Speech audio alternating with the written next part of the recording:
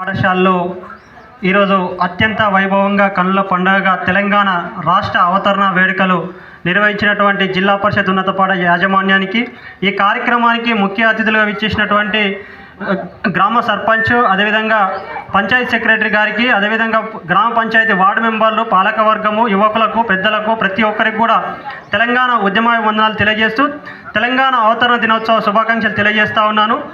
తెలంగాణ మన నిధులు నియామకాలు నీళ్లు అని చెప్పేసి 3 ప్రధానమైన డిమాండ్లతో 1969లో ప్రారంభించుకున్నటువంటి తొలి దశ తెలంగాణ ఉద్యమంలో దాదాపు 300 పైచీలకు అమరులైనారు.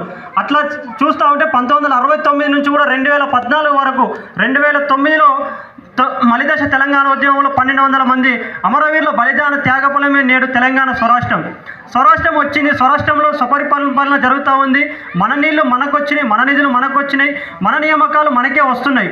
అంటే సబ్బండ వర్గాలకి అన్యాయం జరుగుతుంది. అప్పటి ఆంధ్ర పెత్తందారుల హయాంలో తెలంగాణకి వచ్చేటువంటి నిధులు కానీ నియామకాలు కానీ ఏది కూడా రావట్లేదని చెప్పేసి ఆనాడు ఎంతోమంది మేధావులు, ప్రొఫెసర్లు, ఉద్యమకారులు, టీచర్స్, ఉద్యోగ సంఘాలు ప్రతి ఒక్కరు కూడా ఇలా పాలకుల నుంచి పరిపాలకుల దాకా, ఉద్యోగస్తుల నుంచి రాజకీయ నాయకుల దాకా కూడా స్వరాష్ట్రం కోసము విద్యార్థుల నుంచి పసి పిల్లల నుంచి విద్యార్థుల వరకు ప్రతి ఒక్కరు కూడా ఇలా సబ్బండ వర్గాలు సకల జిల్లా సమ్మె కానీ మిలియన్ మార్చే కానీ రాస్తారోకాలు చేసి ఇలా తెలంగాణ స్వరాష్ట్రాన్ని 2014 జూన్ 2న మనం సాధించుకోవడం జరిగింది.